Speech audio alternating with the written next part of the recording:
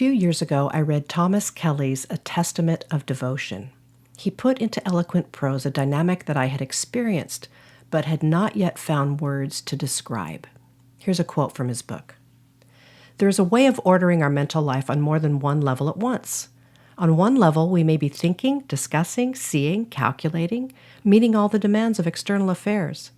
But deep within, behind the scenes, at a profounder level, we may also be in prayer and adoration, song and worship, and a gentle receptiveness to divine breathings. In a deeply religious culture, people know that the deep level of prayer and of divine attendance is the most important thing in the world. It is at this deep level that the real business of life is determined. Between the two levels is fruitful interplay, but ever the accent must be upon the deeper level, where the soul ever dwells in the presence of the Holy One. We're going to unpack this a bit today on the podcast. I'm Jem Fadling, and it's time for I Can Do That.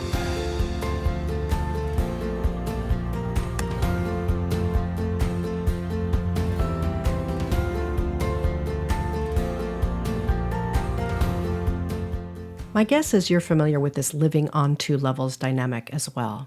You are aware of your surroundings, your responsibilities, your relationships, and your tasks, and you are aware of the movements of the Spirit within. And even if we are aware of the Spirit within, it takes gracious effort to maintain a connection to that aspect of ourselves in an ongoing way that informs our relationships and our work. So let's return to the idea that we are always and ever in God's presence. Acts 17 says, "In Him we live and move and have our being." Within this, we have our own life given to us by God. And throughout this life, we move through various seasons: childhood, teenager, adult, family, work, midlife, second half of life. There are various seasons that we move in, out of, and through over the course of our entire life. And at the same time all of this is going on, we are praying and worshiping, learning about and connecting with God. And we grow better at discerning the work of the Spirit within us. And the key is to continue to grow more and more deeply aware of the connections between what God is doing within us and what is happening around us. You can learn to craft fresh narratives as you make sense of your life with and in God. There is no actual separation. You are one human with one life, inner and outer. Our inner life with God informs our outer life, and our outer life expresses our inner life. Do you see the vibrant cycle and exchange that's happening here?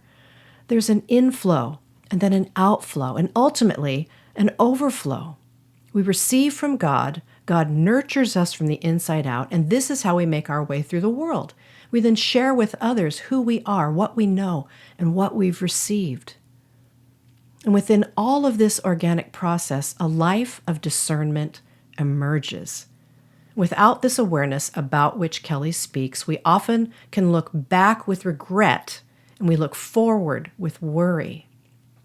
However, with this paradigm intact, we can look back with discernment, and we can look forward with hope. And maybe an invitation here is to become more aware of the divine breathings of the Spirit and how this shapes our interactions and our involvements. What might this look like in your own life?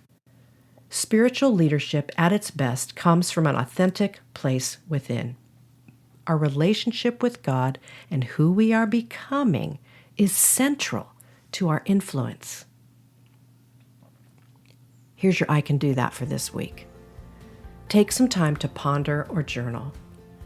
How aware are you of this vibrant connection between the levels of your life? What does a connection with divine breathings mean to you? And how might you overflow from that place into your relationships and your work? Remember, you're making your way forward one small, simple, and gracious step at a time.